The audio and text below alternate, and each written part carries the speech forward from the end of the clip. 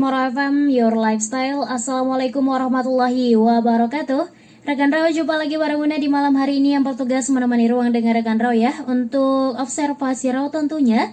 Dan ya seperti biasa untuk hari Rabu malam itu ya, tanpa berlama-lama lagi, setelah kita berehat selama beberapa minggu, kita kembali lagi dengan talk show bersama IAIN Kota Padang Sidimpuan. Nah, saat ini sudah ada bersama Una narasumber kita, yaitu ada Bapak Dr. Zainal Effendi Hasibon MA selaku dosen pasca sarjana untuk mata kuliah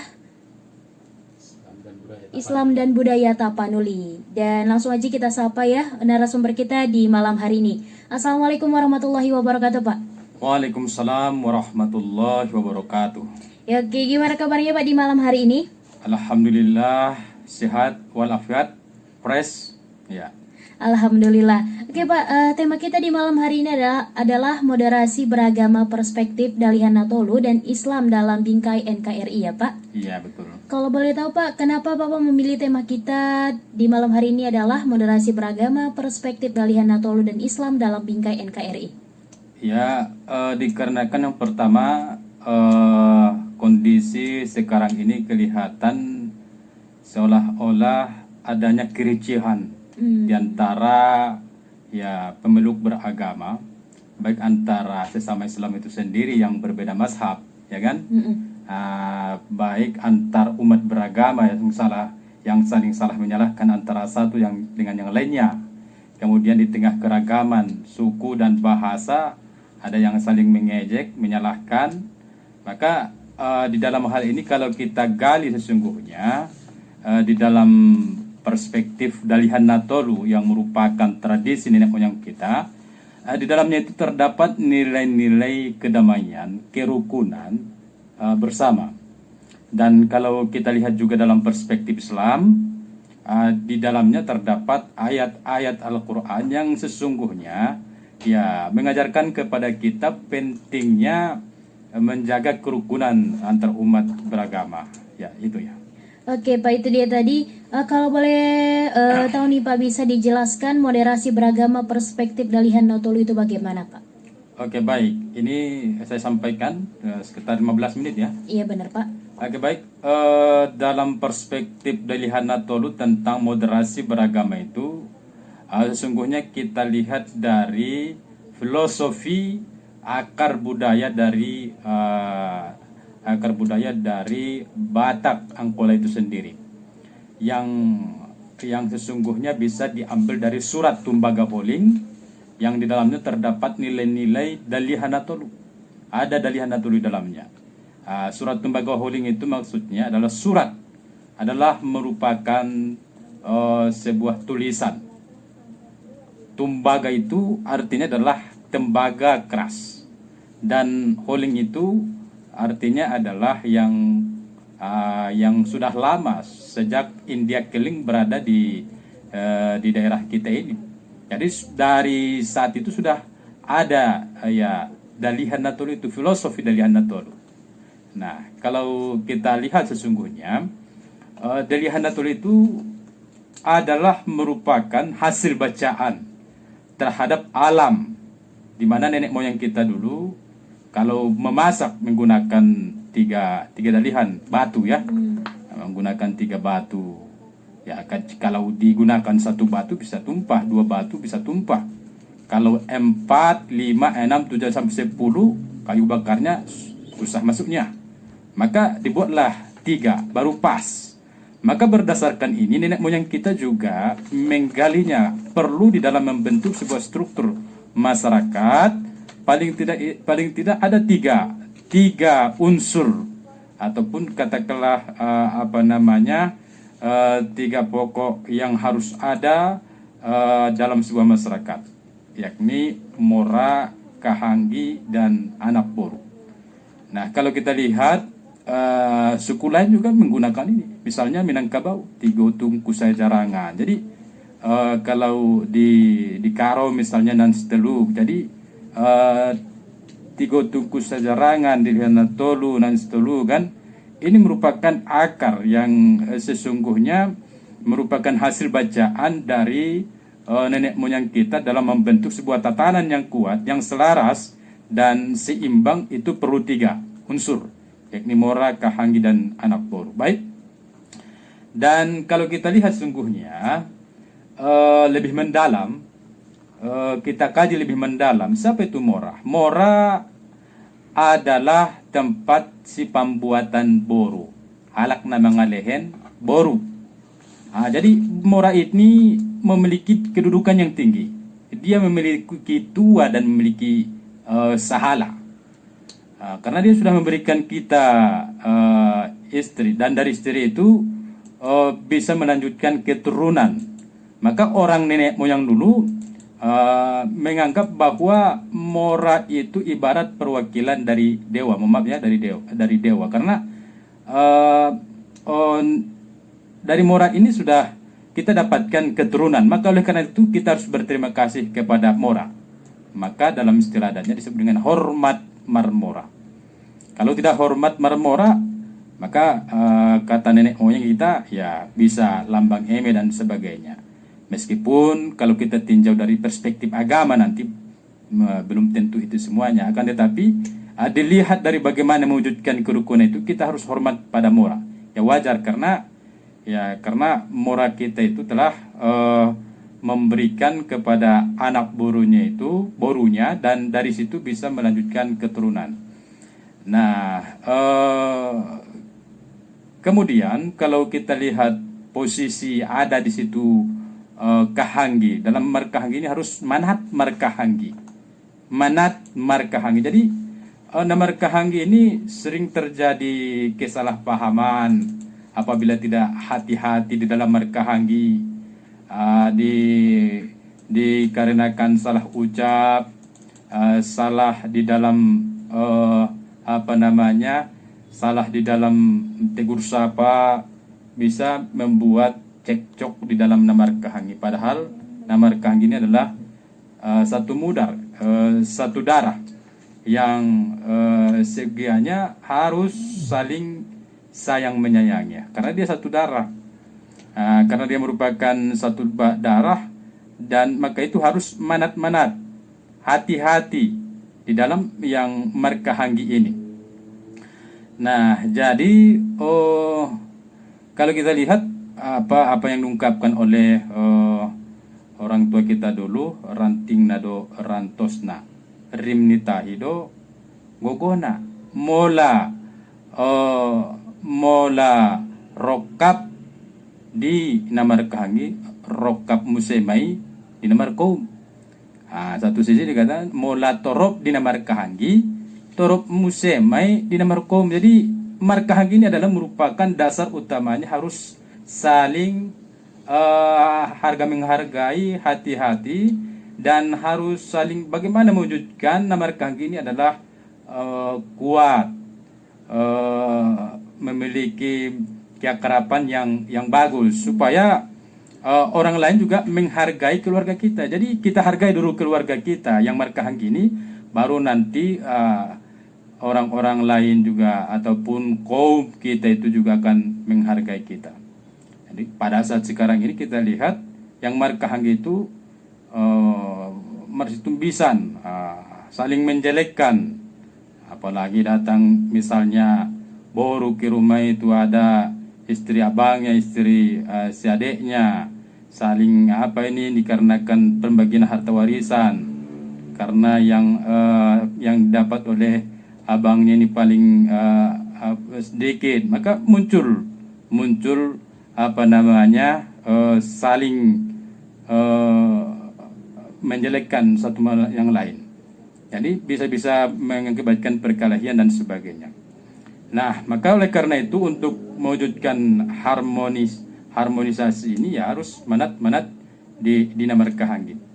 Saya teruskan ya, kemudian anak boru. Anak boru, mora itu harus elek di nama anak boru, dan anak boru ini pun harus memiliki sikap-sikap mulia yang harus diterapkannya terhadap muranya. Bagaimana sikap seorang anak boru ini? Yang pertama, anak boru ini si sulu-sulu dinagolap. Sulu-sulu dinagolap artinya apabila morannya ini merasa sunyi, merasa tidak mendapatkan tidak mendapatkan berupa pencerahan, maka anak burungnya inilah yang memberikan kata-kata sehingga morannya ini merasa terang hidupnya. Anak boru juga nagogo manjujung najuljul tujolo. Nagogo manjujung najuljul tujolo maknanya adalah senantiasa berdaya upaya menjunjung moranya agar tetap terpandang berbahagia, kaya. Karena kalau moranya terpandang bahagia dan kaya, maka anak boru dengan sendirinya ikut merasakan hal tersebut. Kemudian anak boru ini juga najuljul tujolo, maknanya adalah anak boru sebagai pendukung mora, ya, senantiasa berada di depan merintis jalan, menghilangkan segala rintangan di jalan yang hendak dilalui moranya. Kemudian anak boru itu adalah natorjak tupudi, ya, maknanya adalah menopang, menyangga dari belakang moranya. Apabila mora mengalami kesulitan dan hendak mundur dalam melakukan sesuatu, maka anak boru segera tampil di belakang untuk menolongnya agar cita-cita moranya berhasil. Nah, kemudian anak boru itu adalah si tambai nahurang do sirus nalobi. Nah, orang memahami si tambai nahurang sirus nalobi kalau kurang di dalam acara horja misalnya ditambah oleh anak boru. Kalau lebih dihorus, diambilnya semuanya. Pada dasarnya bukan seperti itu. Si tambai nahurang, si horus nalobi ini maksudnya adalah bahwa kalau moranya terlanjur mengucapkan kata-kata yang berlebih di dalam kobar misalnya, maka si anak boru ini si horus nalobi, si tambai nahurang, apabila kata-kata moranya itu kurang atau si tambai nahu kurang dalam menyampaikan kata-kata ketika menyampaikan hatta khobar, maka anak boru ini adalah si tambai nahurang. Itu pada dasarnya. Kemudian dia adalah guru hafinis, adalah menjaga agar moranya ini tidak diganggu oleh orang lain. Dan kemudian bukulan tonga-tonga. Jadi anak boru ini adalah merupakan bukulan tonga-tonga. Bukulan tonga-tonga maksudnya adalah keberadaan anak boru di tengah keluarga dari moranya itu harus menyatukan, bukan membuat perpecahan. Nah, disinilah letak daripada nilai-nilai moderasi tadi, nilai-nilai moderasi beragama tadi. Dan kemudian piri-piri manyongging. Anak boru ini bagaimanapun perkataan moranya, sikap mora terhadap dirinya, dia harus mau menahan diri. Dia harus mau menahan diri, tidak cepat marah. Itulah piri-piri manyongging ini. Jadi mora meskipun agamanya berbeda dengan anak boru, apakah mora ini beragama Kristen, Protestan ataupun Katolik, sementara anak borunya itu beragama Islam. Jadi anak boru ini harus tetap menghormati moranya. Tidak boleh membantah, tidak boleh melawan. Demikian juga moranya, meskipun anak borunya itu berbeda agama dengan dirinya, dia tetap menjalin hubungan, keharmonisan, kerukunan antar sesama keluarga mereka itu. Jadi makanya kita lihat contohnya di Sipirok, meskipun di sana terjadi perbedaan agama dalam bertetangga, tetapi mereka itu hidup rukun dan damai. Mengapa mereka itu hidup rukun dan damai? Dikarenakan mereka itu mengaktualisasikan nilai-nilai dalihannatul itu, yang mana hormat marmora, elek maranak moru, manat markahanggi. Nah, aktualisasi dari nilai-nilai seperti tadi, bagaimana sifat dan peran yang harus dimainkan moranya, bahwa mora itu sebagai yang dituakan hendaknya memberikan nasihat kepada anak borunya bila salah. Bila ada acara sidang adat misalnya, atau ada acara horja dari anak borunya ini, maka Mora ini harus mampu menjadi seorang yang memberikan poda, ajaran, nasihat terhadap pelaksanaan kegiatan Horja tersebut. Nah, demikian juga Namar Kahanggi harus saling harga menghargai, manat-manat, hati-hati, karena seringnya terjadi perkelahian antar Namar Kahanggi dikarenakan kesalahpahaman. Bila ini diaktualisasikan, ya sangat bagus sekali. Nah, sedikit lagi yang akan saya sampaikan di sini. Kalau kita lihat lebih lanjut di dalam petuah-petuah orang tua kita dulu, ada yang pertama salaklak sasingkoru, saanak sarakak sasingkoru, sasanggar sariaria, saanak saburu suang marsadaina. Artinya bahwa anak kita, putri kita, keturunan kita harus kita anggap milik bersama ataupun anak bersama. Salaklak sasingkoru, sasanggar sariaria, saanak bersaboru, suang marsadaina. Kalau ini sudah diterapkan bahwa kita merasa suang marsadaina antara satu dengan yang lain, maka tidak akan muncul saling saling menyalahkan, saling mencaci satu sama lain. Bahkan kita hendaknya saling menguatkan, saling mendidik dan membimbing bahwa generasi muda ini adalah yang harus kita bimbing secara bersama, karena boru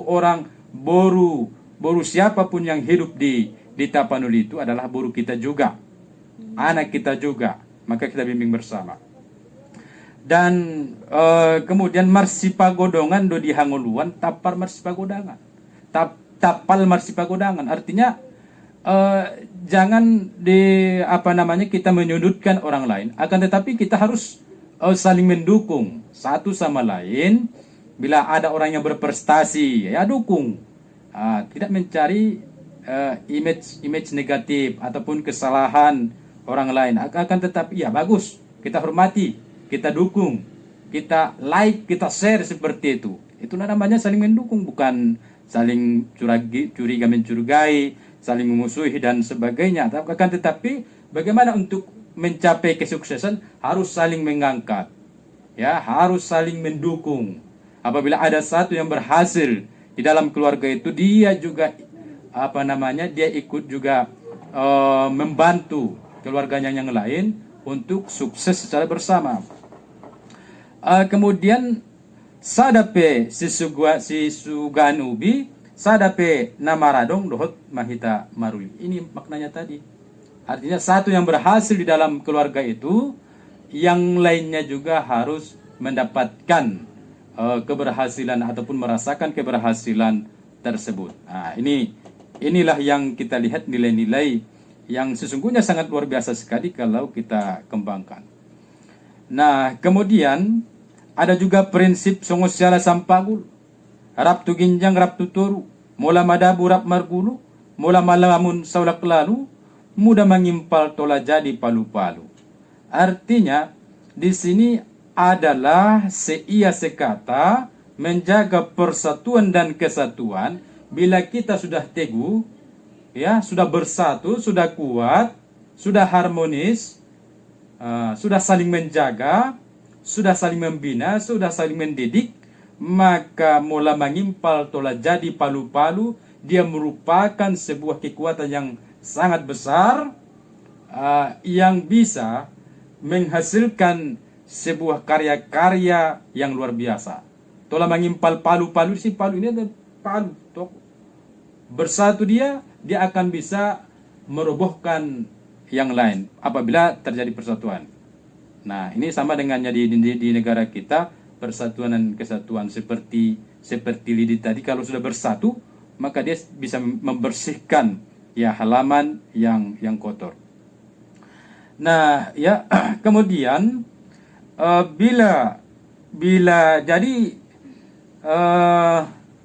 bila kita sudah mendapatkan hasil dari kerja keras dan bersama itu, maka prinsip yang berikutnya adalah sirana ancim pandayan nayoban sian siboga semura pancarian dapat lomoniroha. Artinya kesatuan dan persatuan tadi yang sudah kuat akan mendapatkan sebuah hasil kerja keras, rezeki, kebahagiaan, apapun yang kita citakan akan kita capai, dapat lomoni roha. Jadi ini merupakan perspektif adat Dalihan Tolu, bagaimana keharmonisan itu, bagaimana kebersamaan itu, meskipun perbedaan suku, misalnya suku Jawa yang ada di sini, tetap kita hormati, karena orang Jawa juga ya, kalau ya misalnya Bapak Presiden Joko Widodo menjadi marga Siregar, ya kan, menjadi marga Siregar, ya menjadi mora dari marga Nasution. Jadi itu dalam rangka memperekat supaya tidak terjadi ya jurang pemisah, meskipun berbeda suku Jawa dengan suku Batak atau suku Minang yang masuk ke daerah kita ini ada diberikan marga, ya. Meskipun di situ ada terjadi polemik dan sebagainya, apakah absah memberikan marga dan sebagainya, akan tetapi itu menunjukkan bahwa siapapun yang datang ke sini harus kita hormati dan kita hargai meskipun berbeda agama. Jadi ini Dalihanatul ini sudah menjadi sudah banyak dilakukan riset dari berbagai negara yang menunjukkan bahwa Tapanuli ini menjadi pilot percontohan sebagai daerah yang ramah, yang rukun dan damai. Ternyata setelah dikaji secara mendalam, ternyata di dalam Dalihanatul itulah dan prinsip-prinsip yang terdapat di situlah yang merupakan dasar dari terbentuknya sebuah moderasi beragama, saling harga menghargai antara satu dengan yang lain. Saya kira itu yang bisa saya sampaikan yang terkait dengan ya moderasi beragama dari perspektif Dalihanatul. Terima kasih. Ya, terima kasih kepada narasumber kita. Ya, rekan Rawi, itu masih sesi pertama ya. Jangan kemana-mana karena nanti kita juga bakal hadir kembali untuk membahas bagaimana sebenarnya moderasi beragama itu dalam perspektif Islam tentu saja. Tetap di 105 FM Your Lifestyle, 105 FM Your Lifestyle. Rekan Rawi masih bersama dengan Unda dan tentunya juga narasumber kita di malam hari ini ya. Ada Ustadz Dr. Zainal Effendi Hasibuan MA selaku dosen pasca sarjana jurusan Islam dan Budaya Tapanuli. Ustadz, tadi sudah dijelaskan tentang moderasi beragama dalam perspektif Dalihanatul, Ustadz. Iya. Berikutnya boleh dijelaskan ini Ustadz, moderasi beragama dalam perspektif Islam. Baik, terima kasih. Tadi saya lupa mengucapkan terima kasih kepada Raw FM atas kerjasama dengan Yeyen Padang Sedempuan. Tentunya atas kerjasama antara Raw FM dengan Yeyen Padang Sedempuan. Terima kasih kepada Bapak Pimpinan Raw FM, kepada Dekan Fakultas Dakwah Bapak Dr. Adi Sati, dan tentunya Bapak Rektor Yeyen Padang Sedempuan Bapak Profesor Dr. Haji Ibrahim Siregar MCL. Baik, kita lanjutkan Una ya. Kita lanjutkan bagaimana perspektif Islam tentang moderasi beragama. Pertama saya sampaikan di sini bahwa kita hidup di dunia ini merupakan sebuah warga dunia, sebagai bagian daripada warga dunia ya. Warga dunia. How to live together in the world citizenship. Bagaimana kita hidup bersama sebagai warga dunia. Kalau dalam konteks nasional, how to live together in nation citizenship. Bagaimana kita hidup sebagai warga negara Republik Indonesia, padahal kita sudah jelas berbeda beragam dari segi suku agama tadi. Nah, kalau kita lihat dalam perspektif Islam, sesungguhnya perbedaan itu merupakan sebuah keniscayaan dan anugerah dari Allah Subhanahu wa taala. Dalam surah Al-Hujurat Allah Subhanahu wa taala berfirman, A'udzubillahi minasyaitonirrajim. Bismillahirrahmanirrahim. Ya ayuhan nas, inna khalaqnakum min dzakari wa untha wa ja'alnakum syu'uban wa qaba'il lita'arafu. Inna akramakum indallahi atqakum. Hai sekalian manusia, inna ja'alnakum min dzakar wa unsa. Sesungguhnya kami jadikan kamu dari laki-laki dan perempuan, seorang laki-laki dan perempuan. Di dalam banyak tafsir kita temukan laki-laki di situ adalah Adam alaihissalam. Wa unsa, dan perempuan di situ adalah Hawa. Jadi kita berasal dari yang satu keturunan Adam alaihissalam dan Hawa. Dan dari Hawa dan dari Adam dan dari Hawa inilah muncul berbagai suku wa qabaila, muncul berbagai su'ubah, bangsa, wa qabaila, dan suku-suku, bangsa-bangsa. Jadi Allah Subhanahu wa taala tegas menjelaskan dalam surah Al-Hujurat tersebut, banyak bangsa di dunia ini, banyak suku di dunia ini. Tentunya banyak suku, bangsa, dan agama itu juga merupakan bagian dari irodah dari Allah Subhanahu wa taala. Akan tetapi itu merupakan satu kesatuan penciptaan. Wahdatul khalqiyah. Siapa yang menciptakan? Tuhan. Kalau semuanya sudah diciptakan oleh Yang Maha Kuasa, Allah Subhanahu wa taala menciptakan demikian. Berbangsa-bangsa, bersuku-suku, beda warna, berbeda agama. Dengan demikian, maka sebaiknya kita menerima irodah dan kudrah dan ketetapan dari Allah Subhanahu wa taala tersebut. Kalau kita sudah meyakini perbedaaannya semuanya, biiznillah, dengan izin Allah, karena dalam konsepnya tadi wahdatul khalqiyah, kesatuan penciptaan, lalu mengapa terjadi saling menyalahkan antara satu sama lain, membenci antara satu sama lain, padahal dasarnya kita adalah satu darah, tadi adalah darah Nabi Adam alaihissalam. Kita sama-sama merupakan keturunan Nabi. Siapa nabinya? Nabi Adam alaihissalam. Jadi kita salak laksa singkuru tadi, sanggar sariaria, saanak basabur, suang marsadaina, sama lah ini. Dengan konsep dalihana tolu ini, dengan konsep agama, salak laksa singkuru, sanggar sariaria, saanak saburu, suang marsadaina. Jadi merupakan keniscayaan yang diciptakan Allah Subhanahu wa taala. Kita sebagai warga dunia dan warga Republik Indonesia yang berbeda, yang seharusnya sebagai hamba Allah wajiblah kita menghargai ciptaannya ini dan tidak saling menjelekkan dan menyalahkan antara satu sama lain. Pendengar FM yang budiman, yang saya hormati, kalau kita lihat dalam surah Al-Baqarah ayat 143, wa kadzalika ja'alnakum ummatan wasata litakunu syuhada'a 'alan nas. Dan sedemikian itulah ja'alnakum, kami menjadikan kamu ummatan wasata, umat wasata. Kalau dalam berbagai tafsir itu dua makna. Yang pertama adalah umat pertengahan, yang kedua adalah umat yang adil. Jadi umat wasato ini kalau diterjemahkan adalah umat yang moderat, umat yang moderasi, tidak ekstrem kanan, tidak ekstrem kiri.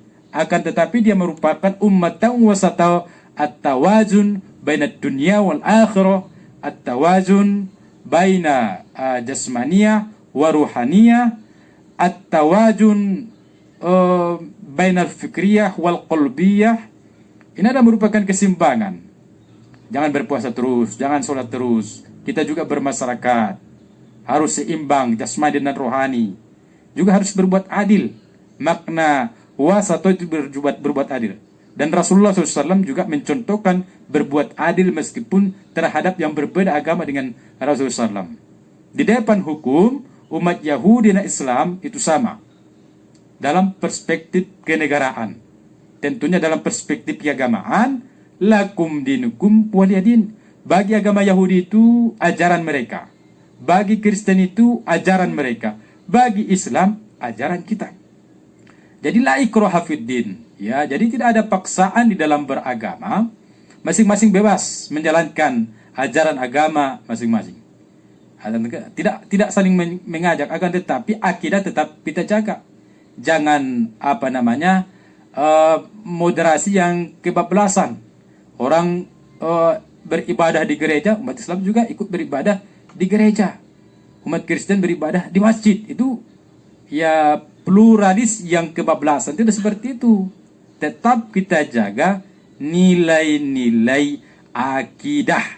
Bagaimana konsepnya, bagaimana menurut Al-Quran dan hadis nilai-nilai akidah itu dijaga. Ketika non-muslim mengajak Rasulullah untuk beribadah satu hari di rumah mereka dan satu hari di tempat ibadah mereka dan satu hari di tempat ibadah orang Islam, Rasulullah mengatakan lakum dinukum waliyadin, bagimu agamamu, bagiku agamaku. Itu dalam masalah agama. Akan tetapi dalam masalah sosial, Rasulullah SAW sangat luar biasa. Ketika ada jenazah orang Yahudi yang lewat, Rasulullah SAW berdiri menghormati, ya sebagai tanda kenapa engkau Rasulullah berdiri, padahal yang lewat itulah jenazah orang Yahudi.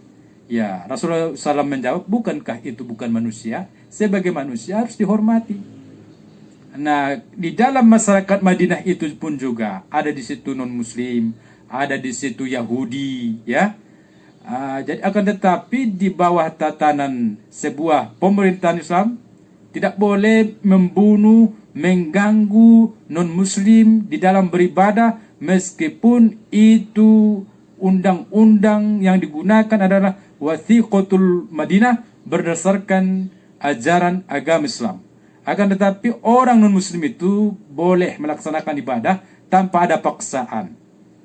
Apalagi pada masa sekarang ini, umat Islam itu sudah banyak, sudah miliaran. Ya, artinya masalah akidah itulah adalah masalah hidayah, petunjuk dari Allah Subhanahu wa taala.